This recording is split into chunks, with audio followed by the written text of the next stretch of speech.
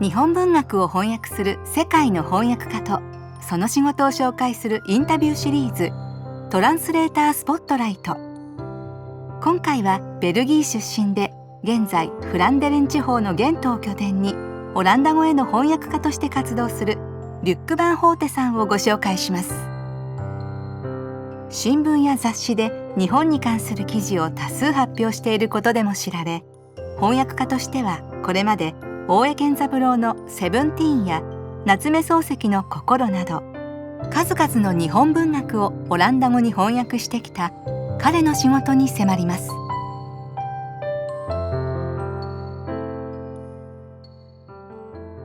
もうだいぶ昔の話になりますけど、いつといえばもう40年前ぐらい高校を卒業して、じゃあ大学で何を勉強しようと思ったら、その時は全体的に言語と文学に興味を持って、でもみんな勉強してる言語とは勉強したくないと思って、もっと何かチャレンジしたいと思って、じゃあ何がいいかなと思ったら、やっぱり当時はまだ日本語を勉強する人はもうめったにいなかったから、じゃあ日本語にしましょうと。日本学科に入って、やっぱり同級生が少なくて、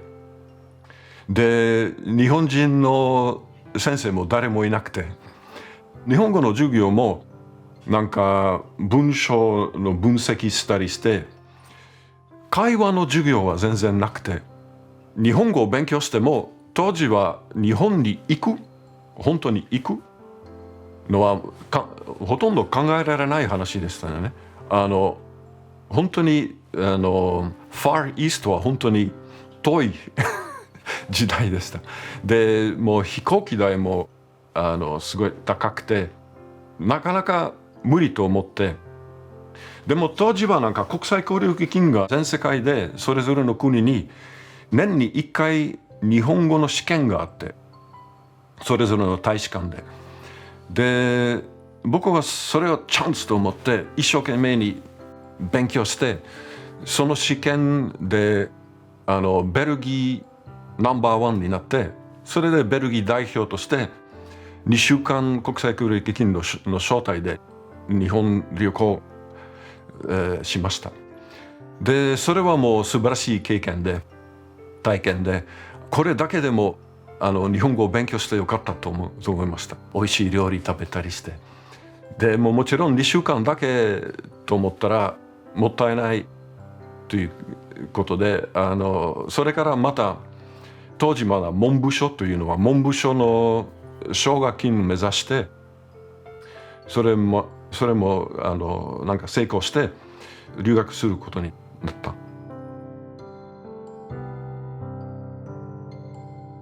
博士論文のための研究という形で、まず1年半東大の比較文学というところで研究して、そのまま日本にいたいと思って、なんか当時はヨーロッパも失業問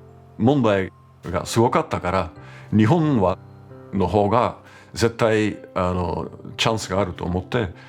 友達の紹介でしばらく映画制作会社で働いて 2,3 年ぐらいで、それで国際協力金のフェローシップもらって、本格的にもう博士論文のための研究しました。でそれは大江健三郎の作品で、初期の作品について研究しました。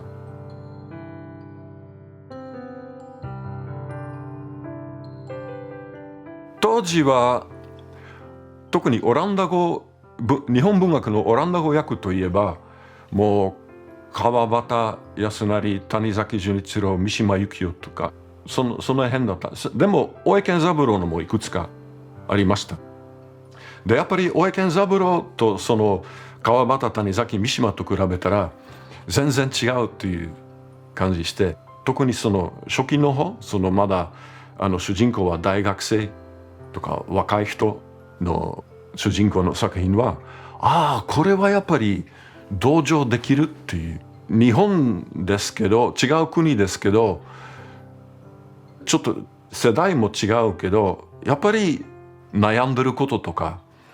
同じじゃない、似たようじゃないという初めて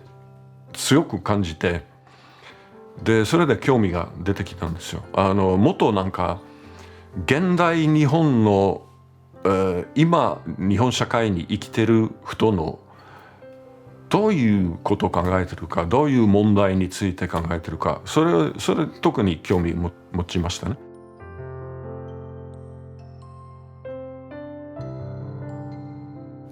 特に大江健三郎の「セブンティーン」という小説を読んだ時は、これはやっぱりすごいなと思って、読んだことないなと思って、性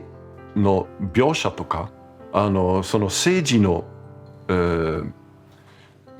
なんか極端な行動とかテロとかそういうのも出てきますね。性と政治をつながってるというのは特に当時の大江健三郎の特徴だと思うんです。その独自なところですよね。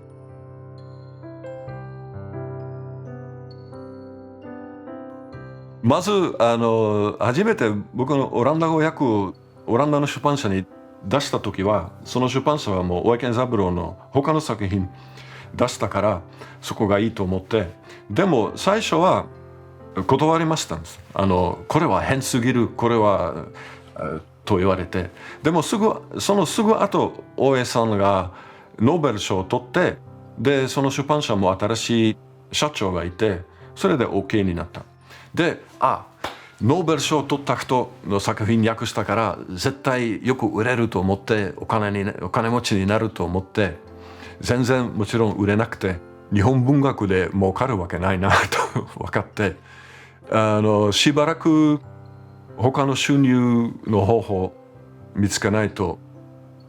いけないと分かって、でも10年ぐらい経ってやっぱり40歳になって、今本当の好きなことやらないとまずいと思って、そのまま正直の説明書とか翻訳するんだったらダメやなと思って、でその時はもう出版社から川端康成の作品訳しませんかという依頼が来て、で当時もベルギーでもオランダ語でもなんか文学基金みたいがあって、だからちょっと援助金もらえるようになって、でそれからもうこれはやっぱりやりたいことはこれだなと。だからそれからもう割とずっとそのまま文学の翻訳をしました。その川端訳してからすぐじゃなくて、その時はもっとどんどん訳したいと自分から思ってちょっとリストを作ったんですよ。この作品がいいかな、この作品やりたいなと思って、でいろんなオランダの出版社にそのリストを送って、でほとんど返事がなかったけど、一つの出版社から返事があって、じゃあ話しましょうという。でその出版社は日本、その時なんかシリーズがあったの、その出版社いろんな国の近代現代の短編集を作ってたんです。でももうトルコ短編集、ロメニア短編集、ロシア短編集とかいろいろあって、じゃああなたは同じように日本文学の短編集作れませんかという依頼もあった。でそれはもちろん大喜びで、40人ぐらいの森鴎外、夏目漱石から本当に21世紀の現代までの40人ぐらい選んで、それぞれの短編一つ訳してこの短編集ができて、それはもう実は7年ぐらいかけて作ったんですけど、他の企画と半分同時に。それからもう本当に依頼がどんどん入ってきました。もうオランダ語といえば日本の文学を訳する人はもう4人5人ぐらいしかいなかった。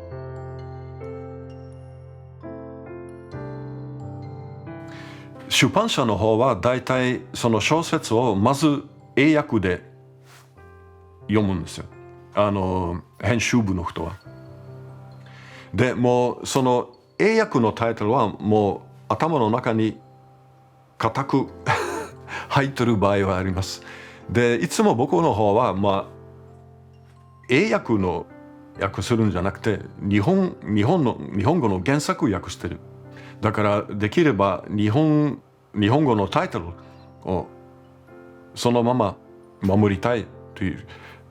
気持ちがあります。で時々それで揉めてしまう出版社と。例えばこの間は田和田陽子の「剣闘士」という作品で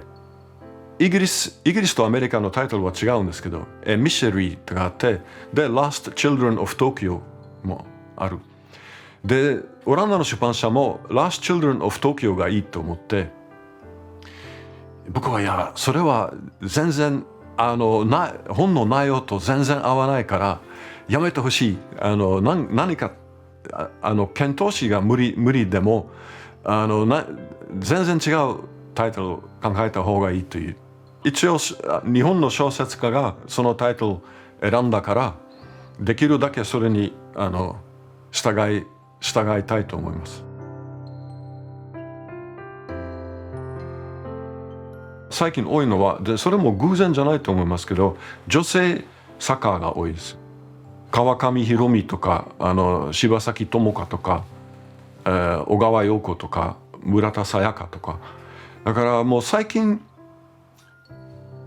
女性の方がいろんな社会問題について書く作品が外国でも評価されてるという気が強くします。10年ぐらい前かな川上弘美さんから始まってでどんどん次の人も社会問題について女性の方が敏感かなという印象はありますけど特にもっと勇気がある場合もある。書きたいものをどうしても書くっていう確信がやっぱり感動します。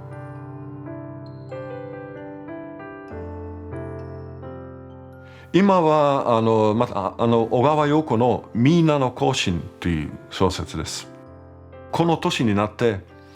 もう出版社の依頼じゃなくて自分から訳したい作品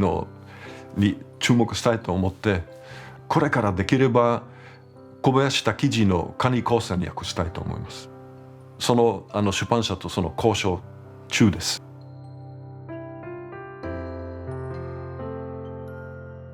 日本文学は何が面白いというよりも日本文学とは何ですかという質問がありますね。よく日本文学だけじゃなくて日本社会とか日本人とかみんな均一という話がよく聞こえるんですけど僕がこの自分で作った日本文学の短編集の中でもその均一なところじゃなくて逆に不均一とか多様性示しようと思ったんですよ。だから日本文学とは全部同じじゃないというですね。一つだけと言えるのはやっぱりもちろん昔からその中国の文学の影響があって日本の神話の影響もあってそして途中からも西洋文学の影響があってそれを全部受け取って独自のある文学